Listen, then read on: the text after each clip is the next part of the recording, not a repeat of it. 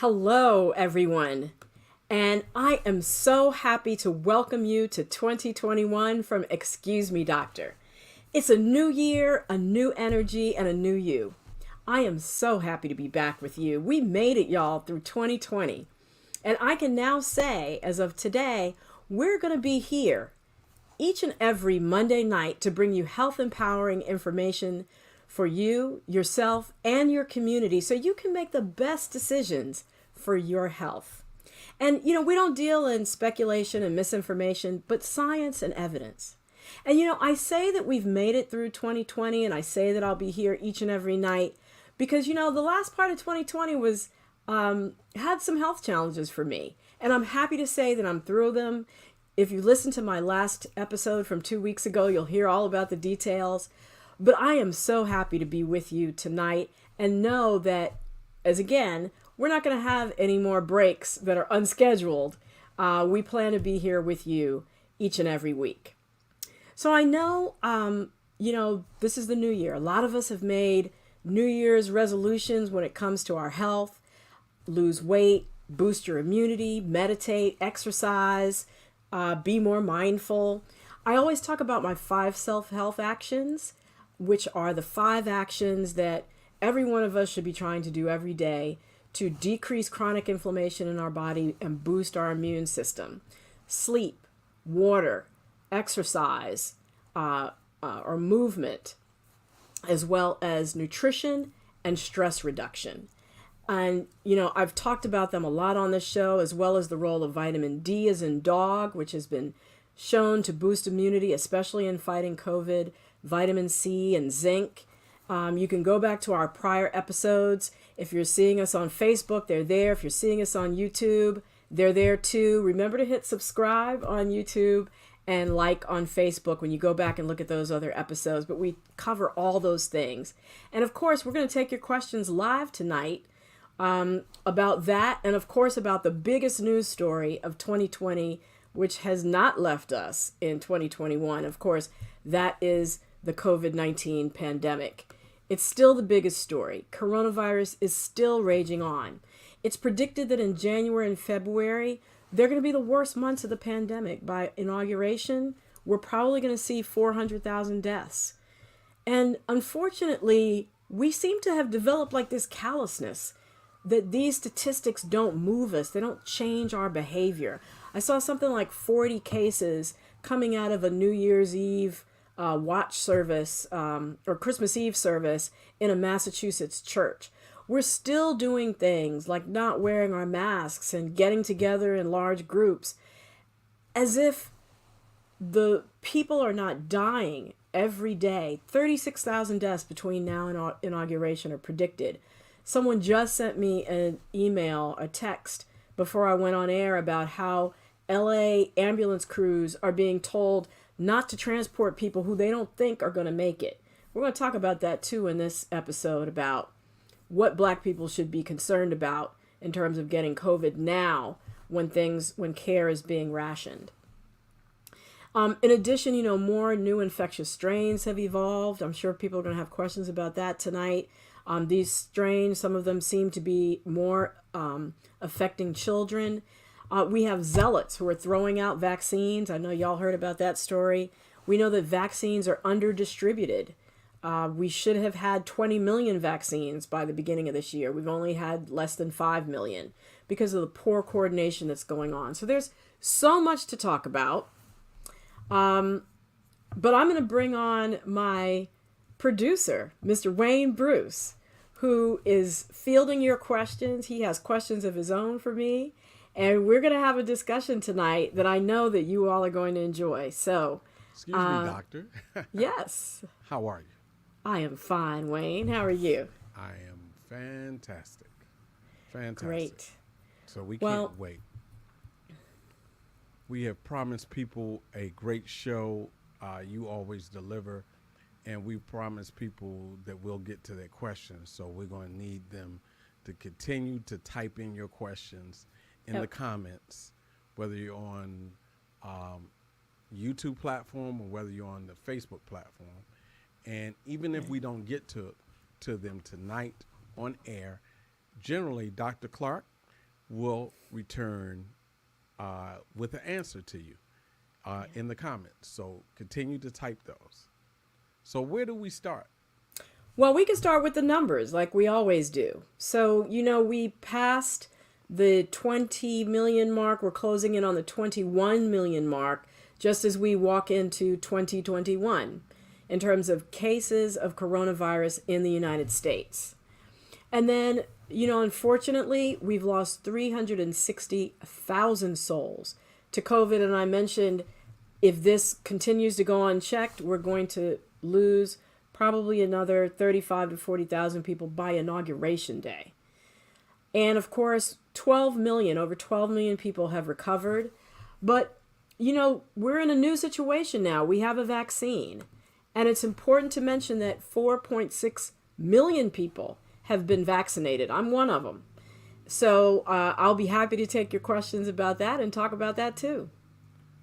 Well, for me, I flashed a number, and for those who are new to the platform, I'm controlling some of the graphics you see. So I flashed a number earlier. You see this number now. I flashed this number. And this was the last time that we did a show that wasn't a producer show. And we went to this new platform. And we are minus a producer today in Lila Mays from the West Coast, who is in a hot spot, which is California. Yeah. But I flashed LA specifically. LA specifically. Yeah. And if she is watching or her family is watching, type in your questions and type in your comments, because we really want to know what's going on in Los Angeles particularly. So I put up this number because this was a number when you did your last show before the producer show, I believe October 12th, somewhere around there. October 19th. October 19th. Yeah. And so October 19th, between the 12th and the 19th, these were the numbers. Wow. And it's shocking. It's 8 million people were confirmed cases of COVID. 5 million had recovered, roughly 5 million, and we had 22,000 people who had perished. That number is shocking alone. And then when we flash this number, just 8 weeks, what are we out from that? 8 to 10 weeks later, 21 million people confirmed cases.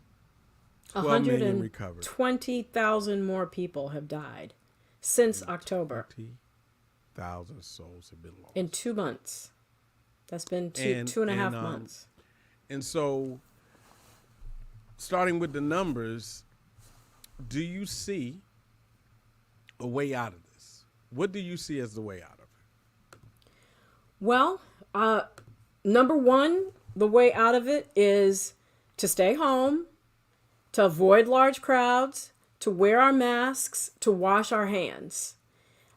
Those are the basics. Those are the fundamentals. Do not congregate with large crowds. And even at home, your home is your fortress. Do not let people who don't live with you into your house. And again, if your family members who live with you are out living their best lives without their mask and going to large gatherings, they probably either need to move out or move to a different part of the house and also always wear their masks. That's the only way to stop the spread of the virus. But now we have a vaccine, which has not been proven to stop the spread of the virus. That's important. Even if you get vaccinated, you can still have the virus and pass it on to others. You just won't get any symptoms. But once 70% or more of our population is vaccinated, we will then have what is called herd immunity, and people will be able to return to some level of normalcy in terms of interaction, because that will stop, that magic number of 70% or more of people vaccinated will stop the spread of the virus. So I see the light at the end of the tunnel with the vaccine being here. And that's one of the reasons that I got vaccinated, because I felt that it was important for me to do my role in helping to reach the point where we can try to return to some normalcy. Okay. So the vaccine is the way out. Well, the vaccine and also practicing all the other behaviors that we talked about. Yeah. And that includes mask wearing, right? Oh, yeah. Did I not say that? Oh, yeah. Mask wearing is number one. I don't know how I let that slip. Okay. Mask wearing is number one. Do you think we'll be in mask for a long time, or what's your opinion on that? Yeah, I think we're going to be in mask for at least 9 more months. As long as it takes to reach that 70% vaccination rate, which I think is going to be at minimum 9 months. And we've already gotten a slow start. We were allegedly, according to the Trump administration, supposed to have 20 million people vaccinated by now. Right. We have barely 5. So just imagine, extrapolate that out. That's probably going to take 9 months to a year to get to that 70% mark of people. So we're here for another 9 months. That's what I think. Which is why I told everybody at Christmas, just this holiday season, this is like your bye week for your football fans out there. Mm-hmm. This just assume this was not a holiday season, because next year is going to be the holiday season that we all party once again. Okay, right. That's my prediction. That's your prediction. Yes. We can't hold you to that like we could hold Dr. Fauci to that, but we'll definitely check up on you. I'm definitely going to check, because really, until we get to the 70% mark for the herd immunity, we really can't have life as normal, right? Yeah, that is right. I mean, we need to, as I said, at least the 2 vaccines that have been approved have not shown that one of the end point was not whether it cut down on passing the coronavirus to other people. So we don't know that you still don't get the coronavirus. You just don't get symptoms. You feel fine, but you could still pass it on. Okay. So yes, if you could still pass it on, even if you're vaccinated, you still got to wear your mask. You still have to social distance. So in the first 12 minutes of the show, first 15 minutes of the show, we've concentrated on the vaccine. So tell us which vaccine you took, what's the differences, and where we are. So I took the Moderna vaccine actually on New Year's Eve, the day before 2021 started. It was my goodbye to 2020. And, I was part of the wave of the healthcare workers to take it. Mm-hmm. I took it in a local recreation facility close to where I live in Maryland. It was only other healthcare providers there getting vaccinated that day. It was probably 80 to 100 people there at the time I was there. The person who gave it to me was a licensed clinical pharmacist named Joy. I thought that was so appropriate. And I felt fine. Probably for the first 4 hours, I had a mild headache and I felt a little spacey. And then I took a Tylenol. And after that, I have had no symptoms whatsoever. Well, actually, let me amend that. Other than a little bit of tenderness at the site, which is now gone. That lasted for about 2 days. But I didn't have any other, whole body symptoms like fever or chills or sweats or headaches or anything like that after I took the Tylenol. Like I said, the only thing I had was a very mild headache at first. I feel fine now. I don't have any unusual personality changes or third ear growing out from my forehead. Nothing amiss that I can tell. Okay. And that's my report. Nothing exciting, nothing stellar, just kind of run of the mill. Okay. So some people were talking about even taking things like Tylenol before they got the symptoms so they could prevent them from getting symptoms. Yeah. And I'm at a loss of words. Other drugs. The Benadryl. Yeah. Some people say or take Benadryl, Motrin, or Tylenol before you get the vaccine to help prevent some of the side effects.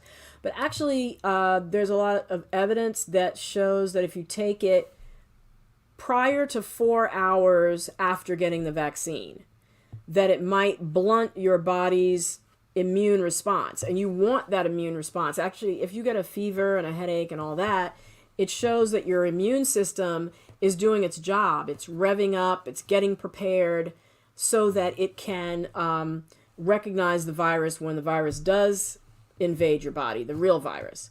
So taking it after 4 hours does not seem to blunt that immune response. So that's why I waited 4 hours to take the Tylenol. Okay, cool, fantastic. So you did it because you wanted what? What did you want to say? Did you just want to be the example? Well, that was part of it. I mean, I have a concern for myself, and my family. And your husband. You are my family, yes. And that's one of the first reasons I did it. I also did it because the risks of COVID, for Black people especially, outweigh the risk of the vaccine. We know also from the data from both the Moderna and the Pfizer studies that all the Black people who got the vaccine in both those studies, a total of about 6,400 people, half of those individuals got the vaccine, half got placebo. Of the people that got the vaccine, none of them went on to develop COVID in the 2 months observation period after they got it. So this, to me, says I know that it's effective. Okay. And that's another reason why I took it. So we're going to get into some questions here from the audience, and then we're going to come back to some of the questions I have for you. Okay. Because I really would like to know how this whole thing operates. I really would like to know what are the mechanisms that work. But I have a question that is pertinent. This comes from Diane Walker Whitaker. She has sarcoidosis and is on the fence about the vaccine. What would be your thoughts about this situation? Thank you, Diane. Yeah, thanks, Diane. Great question about sarcoidosis. First of all, I would say talk to your doctor, the doctor who treats you for your sarcoid, and also what medications you're currently on. If you're on any immunosuppressives, you need to talk with your doctor about, taking the vaccine and the timing of the vaccine. That's the first thing. And immunosuppressives are things that suppress your immune system. Sometimes people with autoimmune diseases like sarcoid are on them so that it diminishes their symptoms. Sarcoid, though, in and of itself, is not a reason to not take the vaccine. They enrolled people with a variety of chronic diseases, and those individuals were found to be protected from getting symptoms of COVID-19 at a rate of 94% on average across the study. Like I said, if you look at just Black people, it was 100% effective. If you look at the subset of people who have chronic diseases, it was 94% effective. So in and of itself, it is not a reason to not get vaccinated. All righty. All right. We have another doctor to doctor question. All right. This question comes from Mateo Levine Ledesma. I'm a physician in Los Angeles with about 30 to 40% Black and Latino population. I'm struggling with increasing the number of my patients who are willing to take the vaccine. Help. Wow. Dr. Mateo, love you. That's a great question. So, I work with the Black Coalition Against COVID-19. I also work with a number of other groups, and I've been doing this work ever since June, encouraging people to enroll in studies so that the results of the studies will be pertinent to the communities they represent. And then now that we're at this point, encouraging people to take, at least not necessarily encouraging to take it, but to look at the facts around the vaccine and make the decision that's best for them and their families. So first of all, you have to address the issues of the historic distrust that minority communities, especially African Americans, have because of the history of medical experimentation, medical abuse, and racism. You got to address that first. Then you also have to address the current skepticism that comes about from Black and brown people being mistreated by the healthcare system, which is real. I have so many patients who tell me every day about how they have been disregarded and ignored and not listened to and disrespected and gotten poor treatment from healthcare providers today. So you have to come through that. Then you also have to come through the misinformation from the Trump administration that has made it seem that either that the coronavirus is not real, or discrediting the CDC and the FDA so that whatever they do and whatever they put out will be looked at askance and with distrust. So once you peel back all those layers, then the next thing you do, hopefully, is provide facts to people, which is what I'm trying to do tonight about vaccine safety. About the fact that a lot of people, they were talking about vaccine hesitancy, but I think we're making a dent in terms of people who have taken the vaccine going home and showing people who they lived with, their loved ones, that they're doing fine, or going on social media and showing people that they're doing fine. I have seen a distinct shift, at least 70% of black people saying they weren't going to take the vaccine to about 50%. That's a positive change in the right direction, and I think we are moving in the right direction. Are there people out there who are still skeptics? Yes. Are there people that have a legitimate concern that this was developed rapidly? We have to address that issue. And I do want to say something about that at the risk of being long-winded on this answer. Vaccine technology has advanced significantly in the past 10 years. It's the same thing that has allowed us to wear a computer on our wrist versus having to have a whole room to house that same computing power. Well, those same advances have happened in vaccine technology, and that's what's allowed this vaccine to be developed, that and the massive amount of your taxpayer dollars that went into developing it. So the speed at which it's developed should not be a concern. Then also, too, people say, well, I want to wait and see the longer term effects. The truth of the matter is most vaccine effects happen within 2 months, and those are immediate allergic reaction and inflammation of the nerves, which happen in days to a couple of weeks. And with both of those, with immediate allergic reactions in the Pfizer vaccine, meaning the very severe ones where you pass out, like you saw the lady on TV, the nurse that got it, nobody has died. It is treatable with epinephrine and EpiPens, and it only happens to people who, 85% of the time, in the people that it's happened to, it's been people who've had pre-existing history of allergy. The Moderna vaccine, in the trials, the main allergic symptoms were minor allergic symptoms like allergies and like hives and itching and things like that. So excuse me, doctor, I want to interrupt you. I don't want to go down the total road there. Okay. Because I think his question was how to get his people to take the vaccine. Because, and we know Dr. Levine Ledesma, and we saw him get his shot within the first week.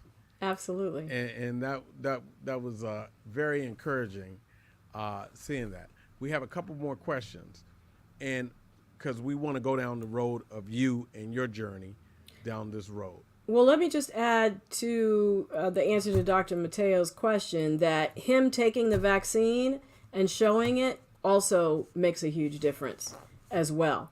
But peeling back the layers of all those onions are equally important as well. All right. Thank you. We have one that comes from Beans Morell from the City of Brotherly Love. She asks, is the Moderna the one-shot vaccine? No, the Moderna is 2 shots. I'm going to have another one in a month. Pfizer is also 2 shots. You get the second one 3 weeks later. The 1-dose one is the Johnson & Johnson one. It's not yet approved, only because they have not finished the trial, so they haven't been able to submit their data to the FDA. And it works by a slightly different method. Instead of messenger RNA, which we'll get into what that is, they deliver DNA. But it's the same instructions to make the specific little component of the virus. Okay. So I hear RNA and DNA and Moderna and Pfizer and Johnson & Johnson and AstraZeneca. And just explain to us how this works once again. What is the RNA, the mRNA? Explain how All of yours that. works and Okay. what's going on. Well, let me first explain how vaccines work very briefly. Imagine that you have a pop quiz in class and you had no warning about it and you didn't study at all and you're going to fail it. Okay? But imagine somebody came to you the night before the test, told you, look, this is what's going to be on the test. You are going to have a test tomorrow. This is what's going to be on the test. And these are all the right answers. Wouldn't you feel a lot better about taking the test the next day because you knew about it? Well, that's what a vaccine does. A vaccine introduces the answers to the test to your body. And so that when you go to take the pop test, which is the infection with the real coronavirus, you already have the answers. Your body has had a chance to prepare its immune system, specifically develop cells and antibodies, which are proteins, against what the coronavirus looks like so that it can effectively beat it down and eliminate it from your body. So that's what a vaccine does. Now, what role does mRNA play in all this? Well, our cells are like factories that make proteins. Proteins are things like the collagen in your skin or insulin that your pancreas puts out or antibodies that your immune cells put out.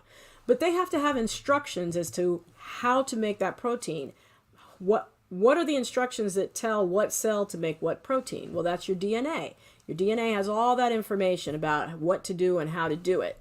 But it has to get the message to the right part of the cell so it knows what to do. It passes that message using something called messenger RNA or mRNA.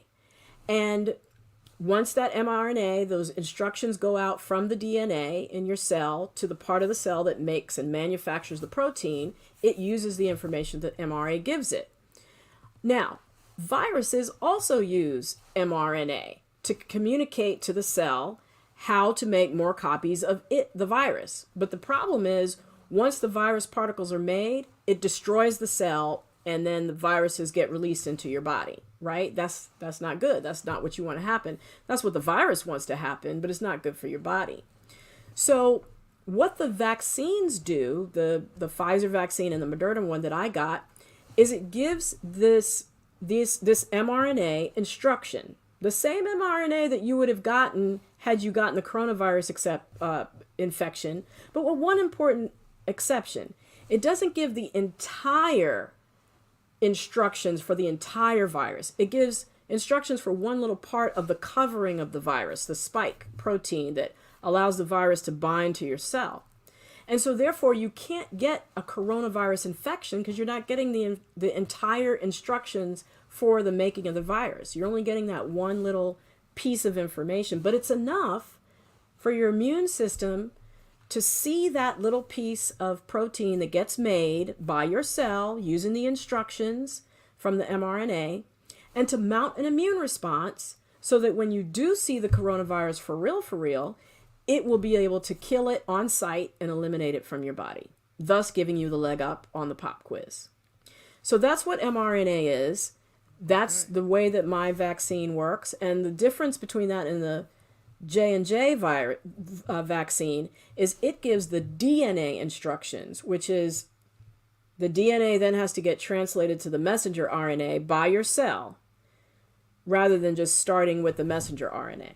Wow. That's the main difference. So you're telling me that the virus is a mean teacher that gives a pop quiz. That gives pop quizzes at Suitland High that had Tony Smith very scared when he was attending there. Probably had Wayne Bruce even more scared. And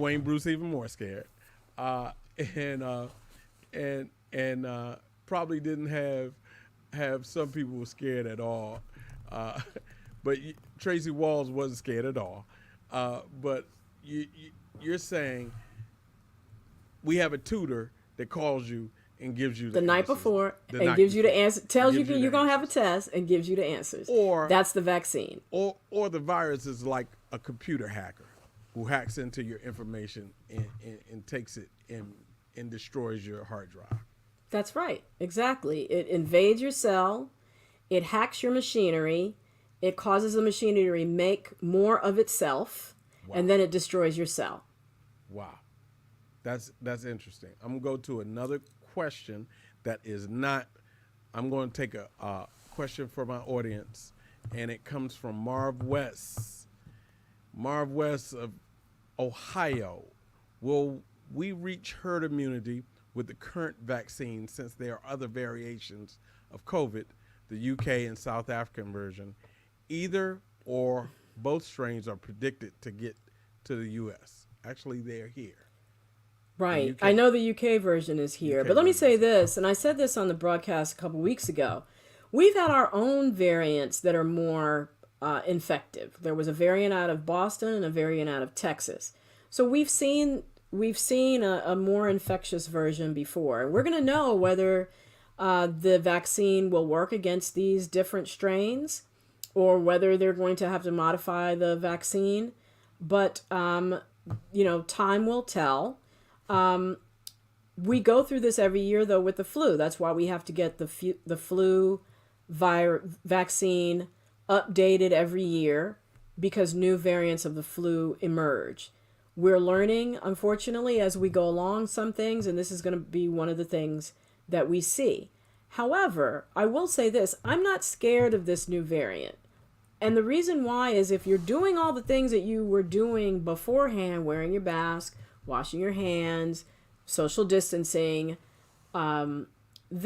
physically distancing, then those apply to this virus, this new strain as well. It's only if you're not doing those things that the fact that it's more infectious will cause you to come down with it.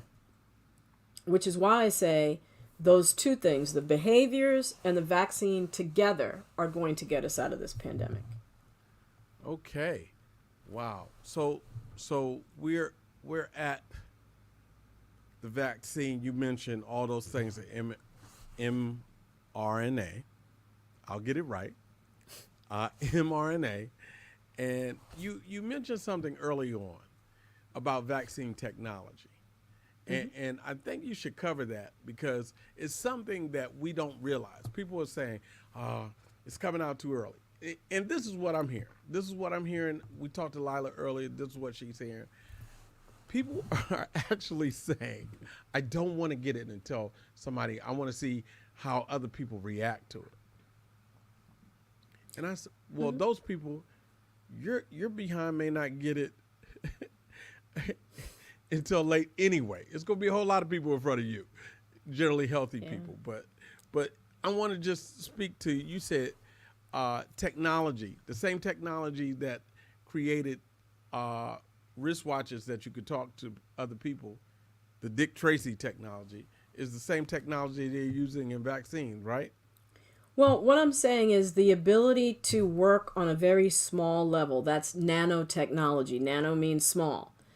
The same thing that has allowed computing power to move down to the microscopic level so that it can be held, what used to be held in a big room can now be held on a small watch in terms of computing power. That ability to work at that level of smallness is the same thing that allows us to be able to manufacture these vaccines and target them and work with DNA and work with messenger RNA and be able to get it into the body and past the body's defenses without getting destroyed so that it can get to the cell.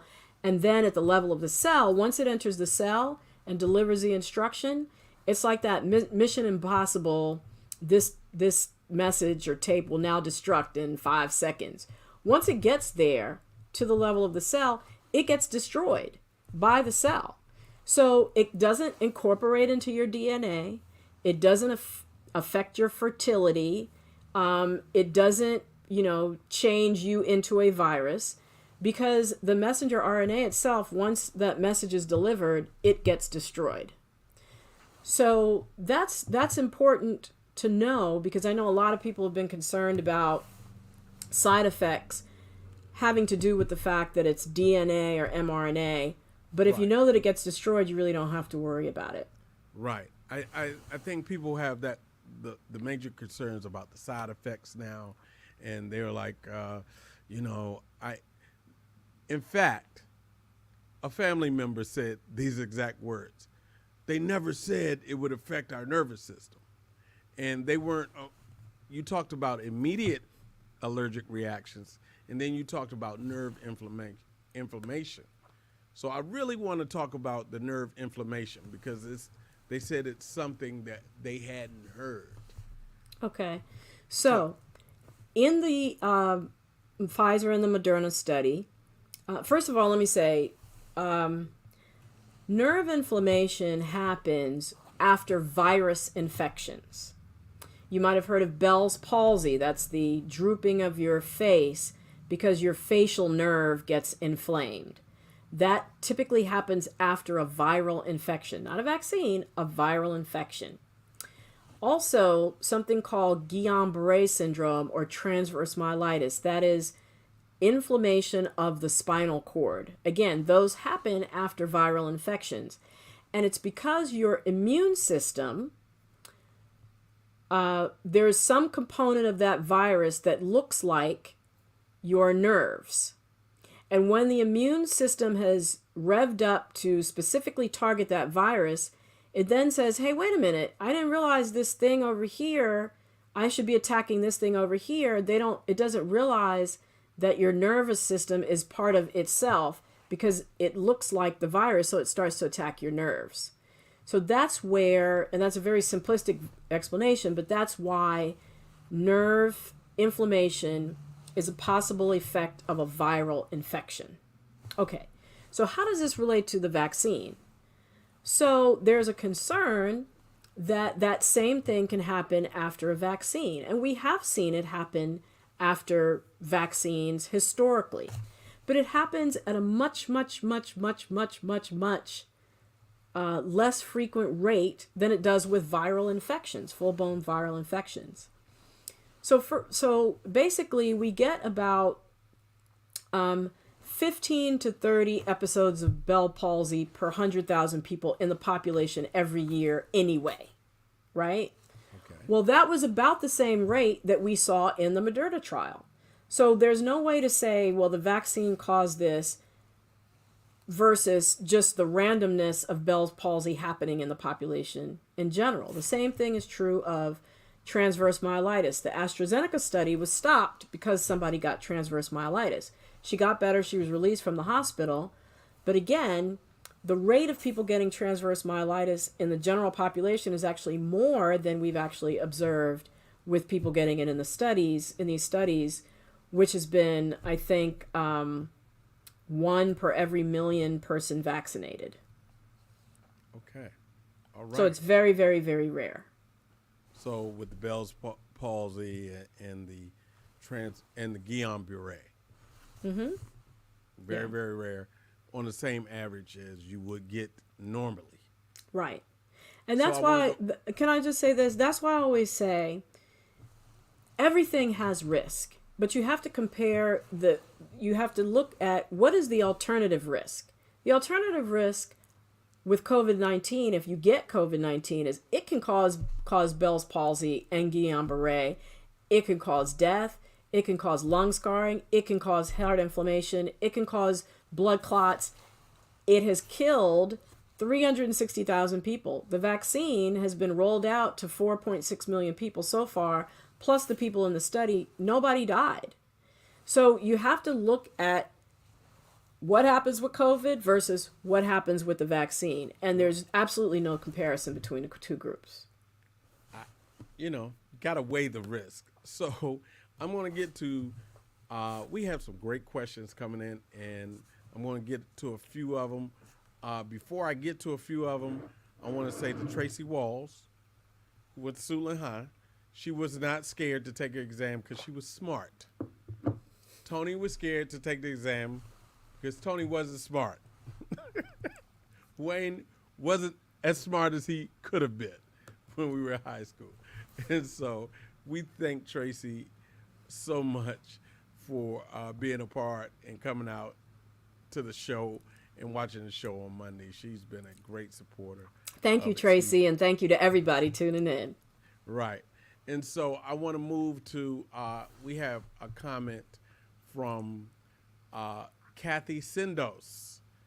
She said, I volunteered for the Novavax phase 3 trial as a means of getting vaccine early, but they told me I have a 1 in 3 chance of getting placebo.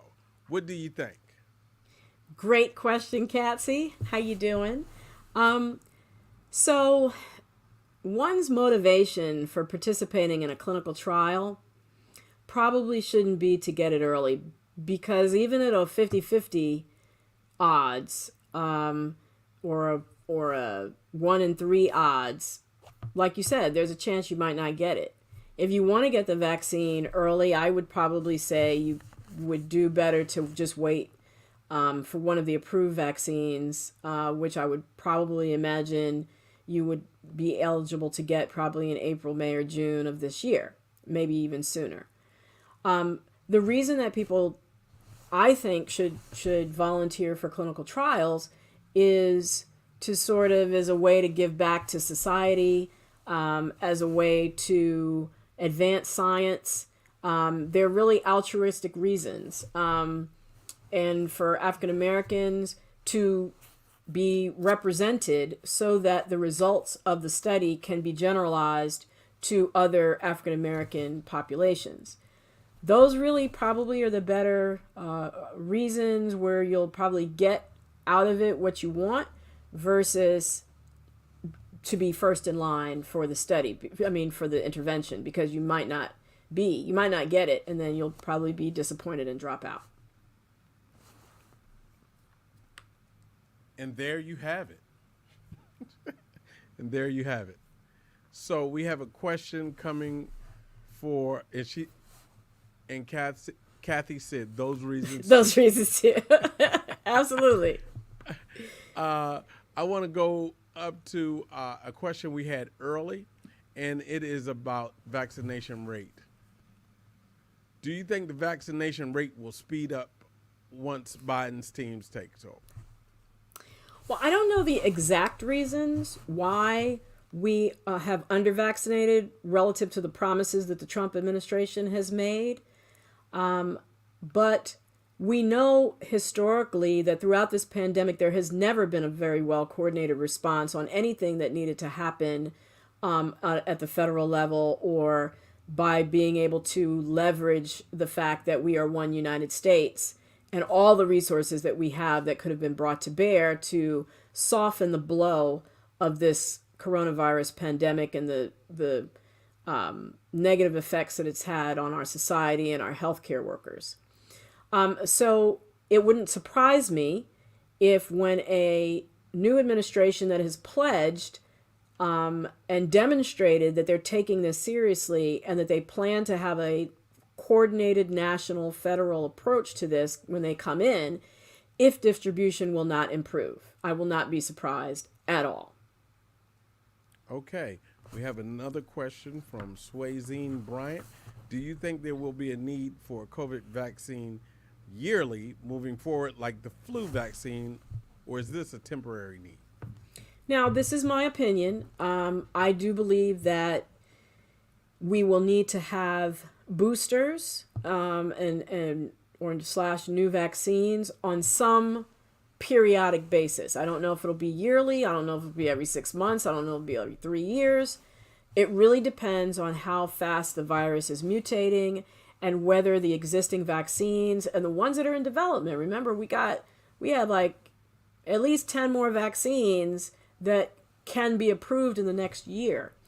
So whether the vaccine technology will be able to keep up with the rate at which the virus is mutating. So I think we probably will, but the proof is going to be in the pudding with time. Okay. And we have a question from Kendra Marin. How long should you wait to get vaccinated if you have received the convalescent plasma or the monoclonal antibody? So I think Dr. Marine probably knows the answer to the question. She's just giving me a little softball, but and to make sure that I get that information out there. So if you have had convalescent plasma, So again, just to go back to how vaccines work, they work to rev up your immune system to produce the antibodies. But if you already were given the antibodies, which is what's in convalescent plasma and the monoclonal antibody, you really don't need it. So the recommendation is 90 days because that's how long it's thought that the antibodies that you get from the outside last in your body. So after they're exhausted, then 90 days after getting them, you can get the vaccine to rev up your own internal production of antibodies. Wow. And I must give myself kudos on that because I'm not a doctor, and you doctors talk to doctors and doctors speak. And I'm happy to, because I've flubbed several words. You were on with that though. Monoclonal antibody. Monoclonal antibodies. Who knew?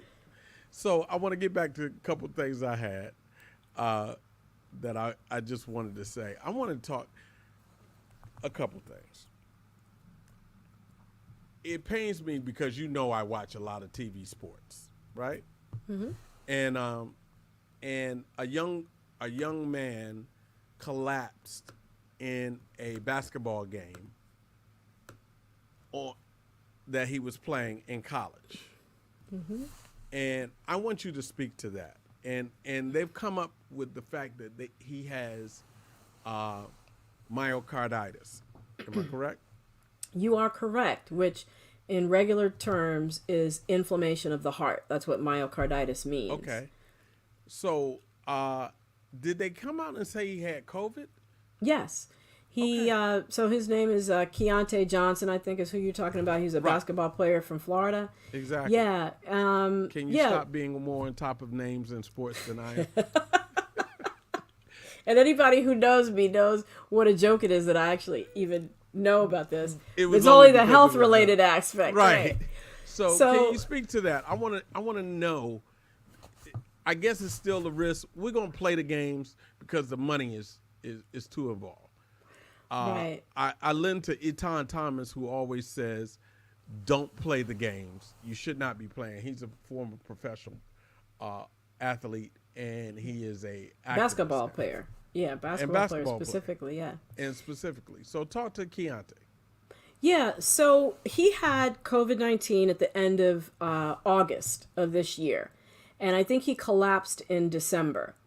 So that's September, October, November, 3.5 months between the end of his COVID infection and his collapse. So some people may say, well, that's a long time, but we're actually seeing these what's called long COVID or long haulers who actually have symptoms for 1 month, 3 months, 6 months on. And one of those symptoms and occurrences can be this heart inflammation or this myocarditis. And we know that it is a side effect or that it is a long-term effect of COVID or potential long-term effect, I should say. And anybody can get it, but it's particularly concerning in athletes or people who exert themselves a lot because when you exert yourself, your heart has to beat faster and rev up and more electricity is coursing through it. And so if there's scar tissue as a result of the inflammation, or if the heart isn't pumping well because it's boggy and inflamed, it's not going to serve you well when you need it most, which is when you're active and you need that blood to be pumping around your body.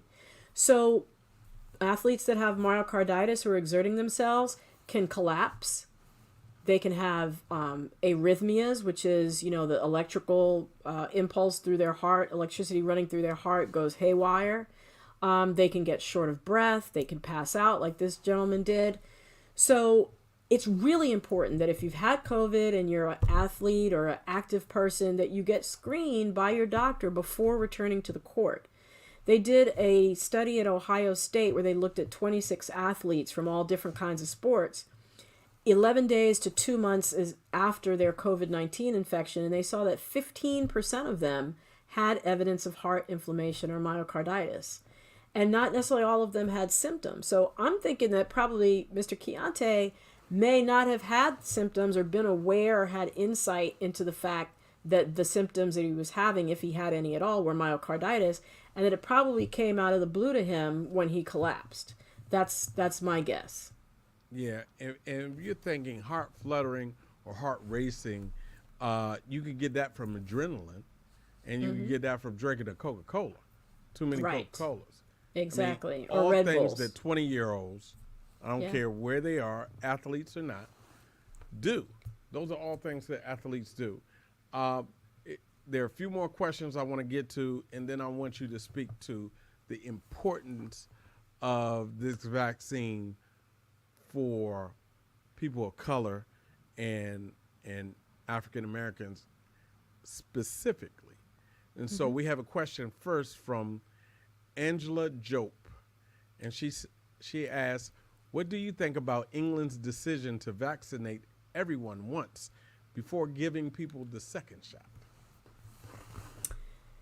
Well, they're going to run their society like how they want to, but realize that I don't know that everybody needs the vaccine before the people who need it most need to get 2 shots. Does that make sense? So I think it's more important, me personally think it's more important that the people who are at highest risk, the healthcare workers, the older people, the people with chronic conditions, get 2 shots. And then when the healthy people need when it gets to be their turn for 2 shots, that they get it, rather than spreading it out. I think the logic in spreading it out is that it's better that everybody have 50% protection than half the people have 90% protection. But again, I think, ethicists have to make that decision. You, for your society or your community, has to make that decision. But I think for me, if I was running the world, I would give it to the people that need it first in the way that we know provides the highest amount of effectiveness. I do think that's important. Oh, and let me say one other thing. They're also planning on mixing vaccines. So let's say they'll give everybody the Moderna vaccine until they run out with the first shot, and then maybe come back and give people the Pfizer vaccine if they don't have enough Moderna vaccine for their second shot. And there's no evidence behind that, and I think that's a little concerning as well. So are they based on the same thing, Moderna and Pfizer? They are, but they use slightly different technology to deliver. And again, sure, theoretically it might work, but there was never a study done to show that you can combine these 2 vaccines. So we don't know. Wow. Now that's scary. So we're coming towards the end, and I see 2 questions that I want to get to. One is, let's go to this one. Ronald Pritchard Sr. Greetings, Dr. Clarke. Lost smell and taste. Could or that one of the long haul symptoms? Yeah, sure. How to make that one out? I'm sorry. Yeah, I think I understand. So, hi, Ronald. Yes, loss of taste and smell can be a long haul symptom. Typically, it happens in people that have milder infections, but it can certainly last beyond the typical 10 days that people have symptoms of COVID, and can be one of those symptoms that last for a long time. And it's actually a neurologically based phenomena. So it's actually inflammation of the nerves that related to taste, related to smell, really, because your sense of smell actually helps determine your taste. So it's really those smell nerves that are getting inflamed that cause that phenomena to happen, and it certainly can stay like that for a while. Okay. All right. We have one more question coming from Cynthia I.O. Edwards.